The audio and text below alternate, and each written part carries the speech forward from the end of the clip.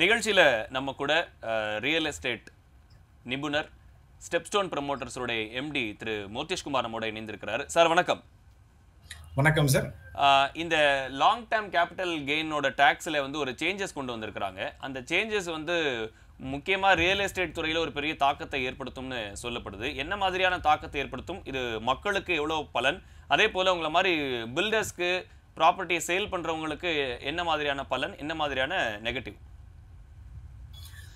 Sir, இந்த capital gain டேக்ஸோட இப்போ வந்து லாங் டேர்ம் கேபிட்டல் கெயின் டேக்ஸ்ன்றது 20% இருந்தது இவ்வளவு நாளா. ஸோ கிரெடாய் சார்பாக இந்த 20% குறைக்கணும்ன்றது வந்து எங்களோட கோரிக்கையா இருந்தது. ஆனா வித் இண்டெக்ஸேஷன், ஓகேங்களா. பட் இப்போ வந்து இண்டெக்ஸேஷன் இல்லாம இண்டெக்ஸேஷன் எடுத்துட்டு வந்து 12% இருந்து 12.5%, 20ல இருந்து 12.5 எடுத்து வந்துட்டாங்க, ஓகேங்களா. ஸோ இது என்ன ஆகும் அப்படின்னு சொன்னா, ரியல் எஸ்டேட் அதாவது ப்ராப்பர்ட்டி ஒருத்தர் வாங்கணும்னு நினைக்கிறவங்க, ஓகேங்களா, ஒரு டிஸ்கரேஜ் பண்ணும். ஆக்சுவலா என்ன டாக்ஸ், இப்போ ஃபார் எக்ஸாம்பிள் ஒரு ஒரு ஒரு ப்ராப்பர்ட்டி வாங்குறாங்க, ஒரு 2000 அப்புறம் 2001 தான் இப்போ பேஸ் தான் எடுத்திருக்காங்க. அதுக்கப்புறம் ஒருத்தர் ப்ராப்பர்ட்டி வாங்குறாங்க, இண்டெக்ஸேஷன் பண்ணி அதுக்கப்புறம் அவங்க வந்து கால்குலேட் பண்ணி ஒரு ப்ராப்பர்ட்டி விற்கும் போது கட்ட வேண்டிய கேபிட்டல் கெயின் டாக்ஸ் 20% இருந்ததை விட இப்போ வந்து கிட்டத்தட்ட அதிகமா பே பண்ற மாதிரி இருக்கு, ஓகேங்களா. ஸோ அதனால டெஃபினட்டா வந்து ஒருத்தர் வந்து ஒரு ப்ராப்பர்ட்டி வாங்கணும், சொத்து வைக்கணும்ன்ற அந்த மோட்டிவேஷன் வந்து கொஞ்சம் ரெடியூஸ் ஆகுது, ஓகேங்களா. சரி, யார் இந்த ப்ராப்பர்ட்டி வாங்குவாங்க பாத்தீங்கன்னா, ஒரு மிடில் கிளாஸ் ஃபேமிலியில வந்து ஒரு ப்ராப்பர்ட்டி வாங்குறான்னு வச்சுக்கலாம், வாங்கி அசட்டா வச்சிருப்பாங்க. நாளைக்கு பசங்களோட காலேஜ் ஸ்கூல் ஃபீஸ்க்கோ காலேஜ் படிக்க வேணும் விற்பாங்க, இல்லை கல்யாணத்துக்கு விற்பாங்க, ஓகேங்களா. வித்து அந்த செலவு பண்ணும் போது இப்ப டாக்ஸ் அதிகமா அவங்க கிட்ட இருந்து போறதுனால அது ஒரு பெரிய அவங்களுக்கு ஒரு ஏமாற்றத்தையும் டிஸ்கரேஜும் கொடுக்கும் ஆக்சுவலா. கண்டிப்பா சார். இப்போ சில விஷயங்கள் நீங்க சொன்ன மாதிரி தன்னுடைய தேவைக்காக தன்னுடைய ப்ராப்பர்ட்டியை விற்கும் போது தயக்கம் ஏற்படலாம், நிறைய டாக்ஸ் கட்டணும் அப்படின்றதுனால வேல்யூவை கம்மி பண்ணி நான் பாதி பணத்தை வந்து பணமாக வாங்கிக்கிறேன், பாதி பணத்தை மட்டும் அக்கௌண்ட்டில் கொடுத்துட்றேன் அப்படின்னு சொல்லும் போது பணத்தை பதுக்கிறதோ இந்த கருப்பு பணம் சார்ந்த விஷயங்களோ அதில் சில மாற்றங்கள் வந்துடும் இல்லை சார், அதை எப்படி மேனேஜ் பண்ணுறது? ஆமா, கண்டிப்பா. ஏன்னா நீங்க ஒரு டாக்ஸேஷன் ஸ்லாப் அதிகமா பண்ண என்ன ஆகும்னா, நம்ம அன்னெசரியா வந்து இந்த கருப்பு பணத்தை என்கரேஜ் பண்ற மாதிரி ஆயிடும் ஆக்சுவலா, ஓகேங்களா. ஸோ எங்களோட ரிக்வெஸ்ட், கடாய் சார்பாக எங்களோட ரிக்வெஸ்ட் என்னன்னா, இப்போ நீங்க 20%ல இருந்து 12.5% டாக்ஸ் ஸ்லாப் குறைச்சது நல்லது ஆக்சுவலா. பிளஸ் இண்டெக்ஸேஷன் வேணும், ஓகேங்களா. நீங்க இது இண்டெக்ஸேஷன் கொடுத்தோம் அப்படின்னா மோர் அண்ட் மோர் வந்து பீப்புள் வந்து டிரான்சாக்ஷன் வந்து ஃபுல்லாவே அக்கௌண்ட்ல கொண்டு வருவாங்க, ஓகேங்களா. By that government also will get more revenue, ஓகேங்களா. So end of the day வந்து கவர்மெண்ட் ரெவென்யூ வரணுன்றதான் பாயிண்ட் இது பண்றாங்க. ஸோ மோர் ரெவென்யூ வரணும் அப்படின்ற பட்சத்துல வித் இண்டெக்ஸேஷன் 12.5% கொண்டு வந்தாங்கன்னா more transaction will be happening in the account. So அது வழியா வந்து அவங்களுக்கான கவர்மெண்ட்டுக்கான ரெவென்யூ இருக்கும், மக்களுக்கும் வந்து அது ப்ராஃபிட்டபிளா இருக்கும். கண்டிப்பா. மற்ற மாநிலங்கள்ல மற்ற ஊர்கள்ல இதோட வேல்யூ மாறுது, எல்லா இடத்துலயும் ஒரே மாதிரி இல்ல, அதனாலதான் நாங்க வந்து இந்த மாதிரி ஒரு ஸ்கீமை கொண்டு வரோம்னு ஒரு விளக்கம் தரப்படுது. இது எந்த அளவுக்கு சரி சார்? சார், நீங்க எந்த மாநிலமா இருந்தாலும் சார், இன்ஃபிளேஷன்ன்றது எல்லாருக்குமே பொதுவான விஷயம், ஓகேங்களா. நான் ஒரு 2001 நான் ஒரு வீடு கட்டுறேன், அன்னைக்கோட சிமெண்டோட விலை, ஓகேங்களா, 180 ரூபா 180 ரூபான்னு வச்சுப்போம், 100-200 ரூபாய் அப்படின்னா, இன்னைக்கு வந்து 2024 என்னோட சிமெண்ட் விலை வந்து 400 ரூபாய் அப்படின்னா அதுதான் இன்ஃபிளேஷன், ஓகேங்களா.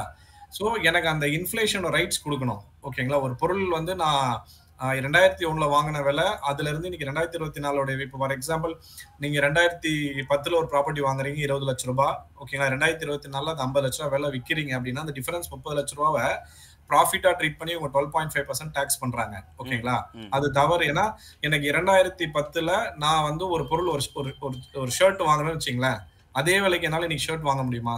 அன்னைக்கு நான் வாங்கின கிராசரி விலைக்கு இன்னைக்கு நான் வாங்க முடியுமா? நான் அன்னைக்கு வீடு வாங்கின சிமெண்ட் விலைக்கு இன்னைக்கு வாங்க முடியுமா? ஓகேங்களா. சோ அதோட இன்ஃபிளேஷன் இருக்கு, ஓகேங்களா. அந்த இன்ஃபிளேஷன் அலோ பண்றதா இண்டெக்ஸேஷன். அதாவது இப்போ ஃபார் எக்ஸாம்பிள் 2024 2025 வந்து இண்டெக்ஸ் வேல்யூ கவர்மெண்ட் என்ன ஃபிக்ஸ் பண்ணிருக்காங்க அப்படின்னா 363 ஃபிக்ஸ் பண்ணிருக்காங்க, ஓகேங்களா. அப்படின்னா என்ன அப்படின்னா, நீங்க வந்து 2001 ஒரு பொருள் வாங்குறீங்க, அதோட விலை 100 ரூபாய் அப்படின்னா இன்னைக்கு விலைவாசிக்கு அந்த இன்ஃபிளேஷன் அட்ஜஸ்ட்மெண்ட்டுக்கு அதோட பொருளோட விலை வந்து 363 ரூபாய், ஓகேங்களா. நான் 363 ரூபாய்க்கு மேல என்ன இருக்கோ அதான் நீங்க டாக்ஸ் பண்ணணும். என்ன நான் ப்ராஃபிட் பண்ணிருக்கணும் அதை தான் நம்ம வந்து டாக்ஸ் பண்ணணும். இப்போ என்ன எடுத்துட்டாங்கன்னா, 100 ரூபாயில இருந்து இப்போ 400 ரூபாய் ஒரு பொருள்னா டிஃபரன்ஸ் இருக்க 300 ரூபாய்க்கும் டாக்ஸ் பண்ண ஆரம்பிச்சிட்டாங்க, 12.5% சொல்லி. ஓகேங்களா? டெஃபினட்டா வந்து இது வந்து மக்கள வந்து ஒரு சொத்து வாங்கணும் அப்படின்ற விஷயத்த வந்து ரொம்ப டிஸ்கரேஜ் பண்ணும். ஓகேங்களா? ஸோ அதனால கவர்ன்மெண்ட் வந்து டெஃபினட்டா வந்து இந்த இண்டெக்ஸேஷன திருப்பி கொண்டு வரணும். ஏன்னா இண்டெக்ஸேஷன்ன்றது ஒரு நியாயமான கோரிக்கை. ஏன்னா அது இன்ஃப்ளேஷன் அட்ஜஸ்ட் பண்றதுக்கான கோரிக்கை அது. ஓகேங்களா? ஸோ அதனால வந்து வித் இண்டெக்ஸேஷன் 12.5 இருந்தா பெட்டரா இருக்கும். கிரெடாய் சார்பா மத்திய அரசுக்கு உங்களுடைய வலியுறுத்தல் எப்படி சார் இருக்கும்?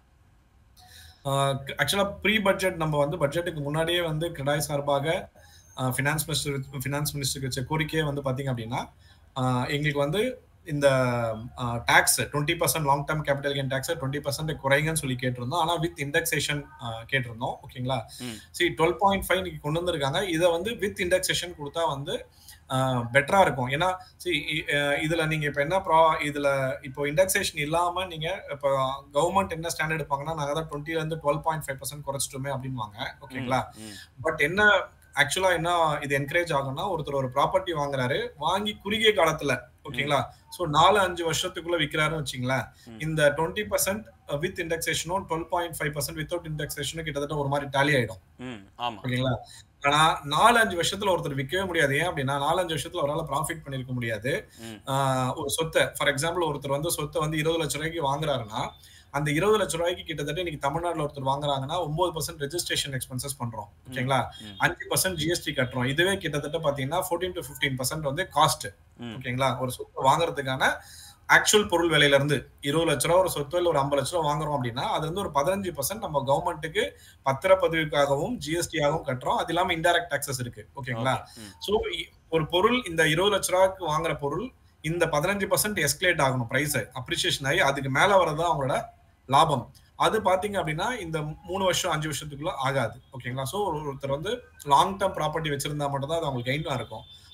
பட் லாங் டர்ம் வைக்கும் போது என்ன ஆயிடுது, அவங்களுக்கு 12.5% அதிகமான அவங்க டாக்ஸ் கட்டுற மாதிரி இருக்கு. அவங்களுக்கு அது லாபமா இருக்காது. சோ நம்ம கவர்மெண்ட் கிட்ட என்னன்னா இந்த 12.5% வித் இண்டெக்ஸேஷன்றதா வந்து கிரெடாயோட சார்பாக இந்த மத்திய அரசுக்கு வைக்கிற கோரிக்கையா இருக்கு. கண்டிப்பா சார். நிகழ்ச்சியில் இணைந்து உங்களுடைய கருத்துக்களை பகிர்ந்தமைக்கு நன்றி சார். Thank you sir.